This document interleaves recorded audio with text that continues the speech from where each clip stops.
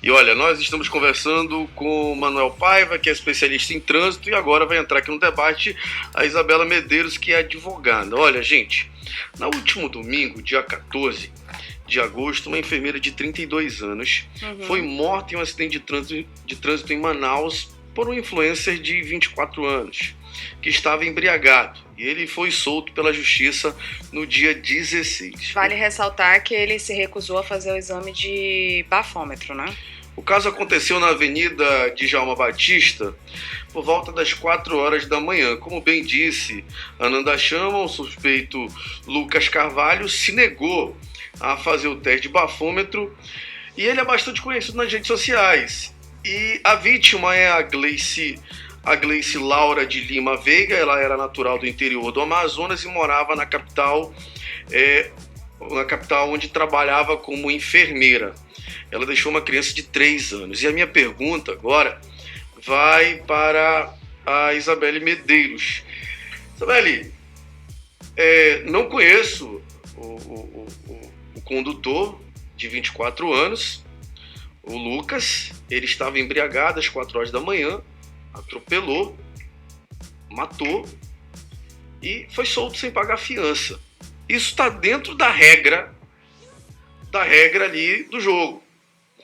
Mas o que se pode fazer para endurecer essa regra? Bom dia, ouvintes. Bom dia a todos os presentes aqui. Um prazer estar aqui na rádio novamente. Alex, é assim, eu não conheço do processo que está envolvendo tanto o Lucas quanto a vítima. Tá? É Glenda, não é? Desculpa. É Glenda. Inclusive, meus pêsames aos familiares, é uma perda enorme. Imagino como é que tá a situação. Mas assim, o procedimento criminal, ele não é resumido à prisão do momento do ato, tá? Não sei o motivo da soltura dele, não sei se ele tem essa influência toda, a gente não sabe o que aconteceu por trás, mas o procedimento ele vai ser continuado até um possível julgamento. Então, apesar de ele estar em liberdade, nós não sabemos se ele vai voltar a ser encarcerado, não sabemos o que vai ser responsabilizado a ele, tá? Enquanto embriaguez ao volante, que a gente sabe que é uma conduta muito grave, que tem um rigor legal de punibilidade.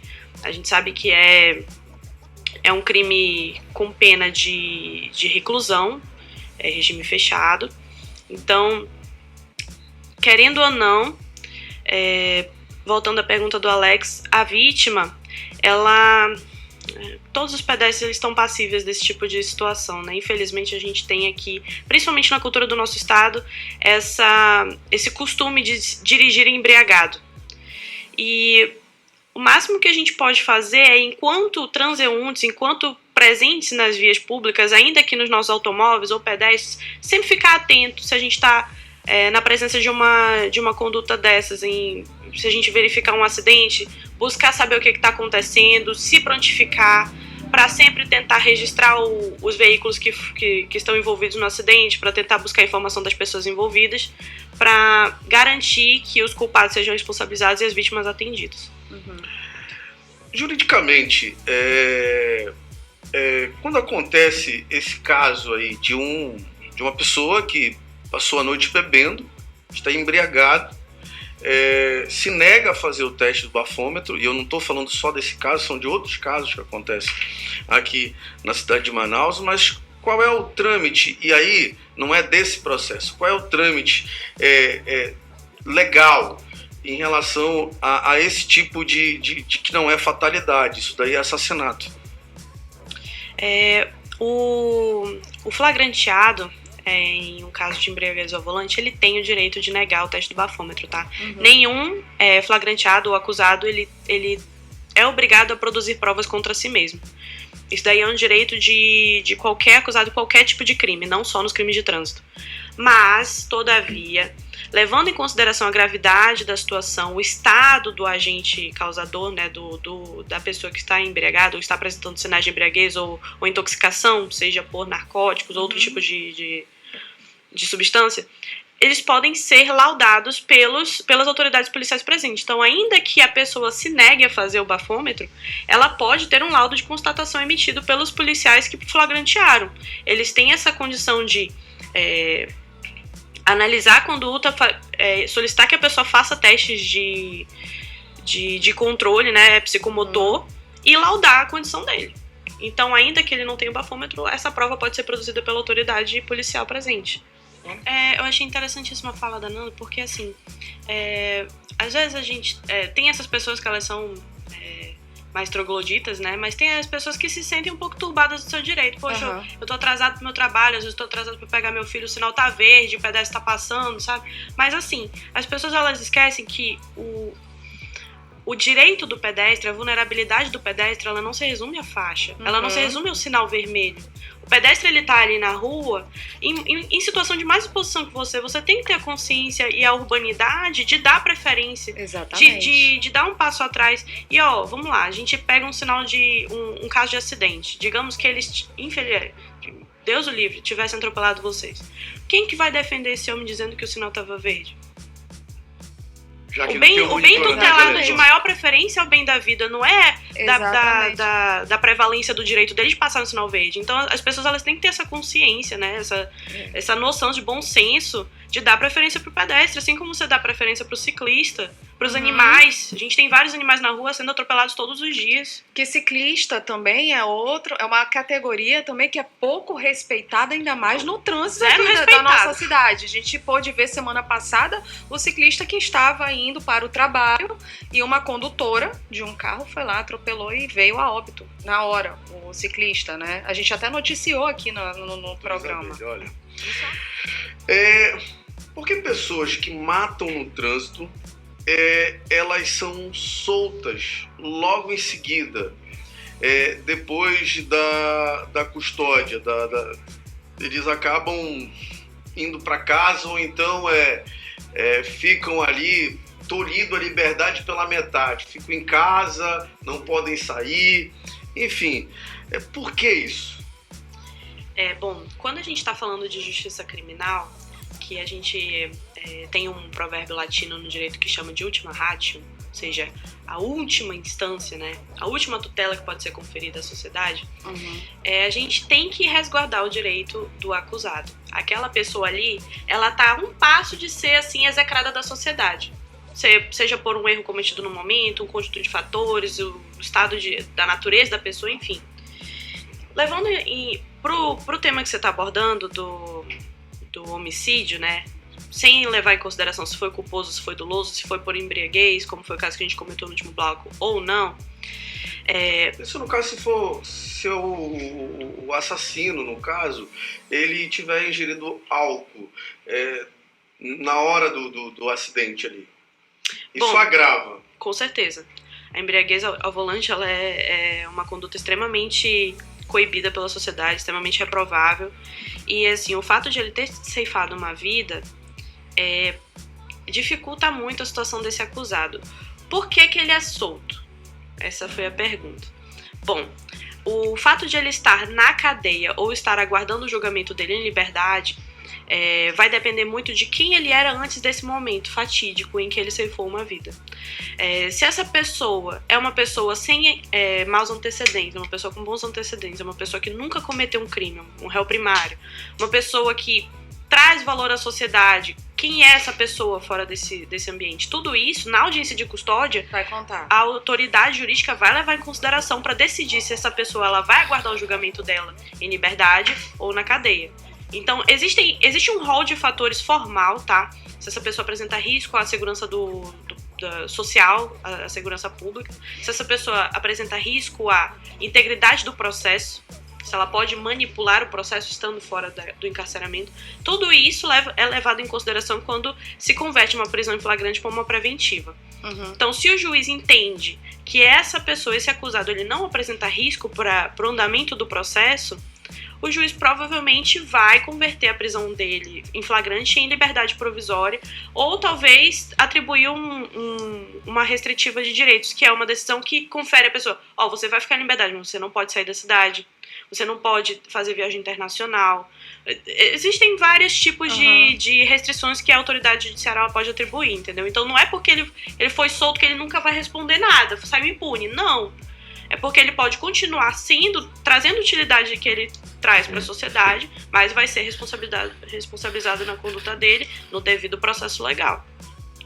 E essas pessoas que cometem crime no trânsito, quais são os crimes que elas vão responder e quantos anos elas podem ficar presas, efetivamente? Olha, eu não atuo em criminal tem um tempo, tá? Vai depender muito, vai depender demais. Mas assim, quando a pessoa ela é presa por ter cometido um homicídio no trânsito, tem que verificar se ela estava num estado que, como é que eu posso dizer? Um estado que poderia ser evitado, como embriaguez, como dirigir sem carteira. Condutas que tornam o fato de ela estar dirigindo inapropriado. Se não era nenhum desses casos, por exemplo, eu indo trabalhar, 7 horas da manhã, eu me envolvi num acidente em que eu não respeitei uma faixa de pedestre e matei alguém. Vai ser verificado através de perícia. O perito ele vai verificar se o acidente ocasionado foi culpa exclusivamente minha ou se a vítima contribuiu para esse acidente. E aí vai ser visto se eu vou responder por homicídio culposo ou doloso. Culposo sem a intenção de matar e doloso com a intenção de matar. Tudo vai depender do momento do acidente. A gente tem algumas exceções, tá, para furar sinal vermelho aí na lei de trânsito. 2 exceções, inclusive. Eu vou citar a principal. Resguardar o direito de acesso à saúde, dignidade ou à vida de outra pessoa. Eu, por exemplo, se a minha esposa estiver grávida parindo do meu lado, eu posso atravessar quantos sinais vermelhos eu quiser.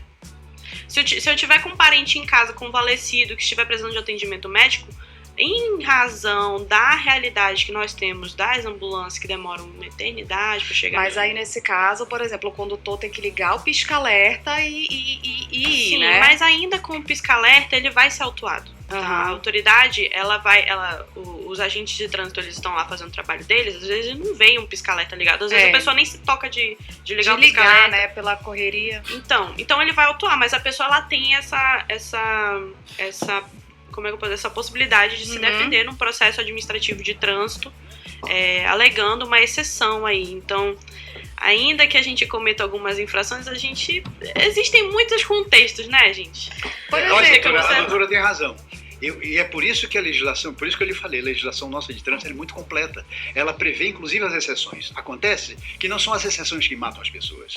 O que mata as pessoas são os costumes e os maus costumes. É isso aí. Infelizmente, é aquilo que nós chegamos à conclusão. Né? Mas doutora, no processo nesse processo de quem mata no trânsito, demora em média quanto tempo após o fato para ser julgado? A gente tem que levar em consideração quem é essa pessoa, tá? Às vezes, dependendo da pessoa, se ela for um réis mortal, demora 1 ano e meio, 2 anos. E se for uma pessoa, assim, muito proeminente, talvez demore um pouco mais, talvez prescreva.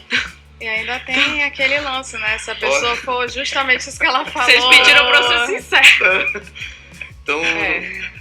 Então pode prescrever e aí, gente, eu entro novamente em relação às leis ser mais rígidas, professor, porque às vezes a gente culpa o Estado por tudo.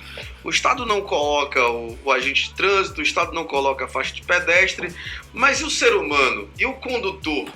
Será que ele não tem culpa também? Será que ele não sabe que quando ele...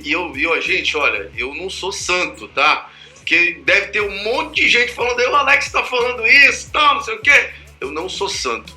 Mas quando você bebe e assume volante, você está assumindo a condição de matar alguém ou então de morrer. Com certeza. Porque assim, para as pessoas que são acostumadas, isso é um recado para os meus possíveis clientes, tá, gente? Para você que é acostumado a dirigir embriagado, assim, a gente... Não só pelo risco que você está trazendo a terceiros, tá? Mas vocês não têm noção do que passa a família de uma pessoa que está passando por um processo de homicídio doloso em razão de ceifar a vida de alguém no trânsito, tá? São anos e anos respondendo processo. Você vai para o tribunal do júri, você não vai... São pouquíssimas as possibilidades de escapar de um encarceramento. Então pense na sua família, pense nos seus amigos, nos seus entes queridos, no seu cônjuge, antes de você cometer uma atitude dessa, por preguiça de pegar um Uber, por achar que vai chegar rápido em casa, por teimosia, por tentar provar alguma coisa pra alguém que esteja com você no evento. Então, tenha consciência que o seu momento pode prejudicar a vida de várias pessoas que você ama por muitos anos.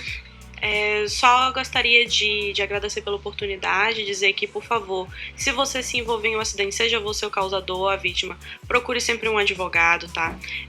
Nós no Show Coimbra, nós somos acostumados a lidar com acidentes de trânsito, mais na área civil, né? Até porque mesmo que você, se Deus quiser, sofra, escape ileso de um acidente, a gente muitas vezes sofre prejuízo no bolso, não é fácil. E é isso, gente. Muito obrigada. Procure sempre um advogado.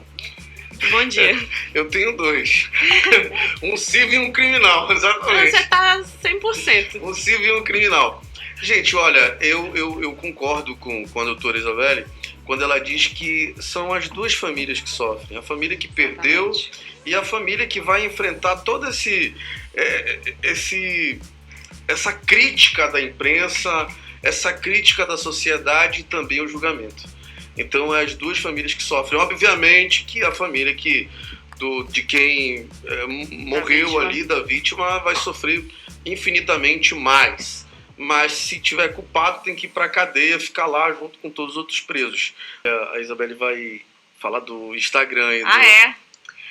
Só para facilitar o acesso à informação, gente, nós do Coimbra Garcia, nós temos uma rede social bem atuante, tá? A gente vive lançando informativos dos temas mais variados. Então, se vocês quiserem ter um pouquinho de acesso à informação jurídica de qualidade, gratuita, Coimbra Garcia _ADV, o Instagram do escritório, tá? Fiquem à vontade para mandar perguntas.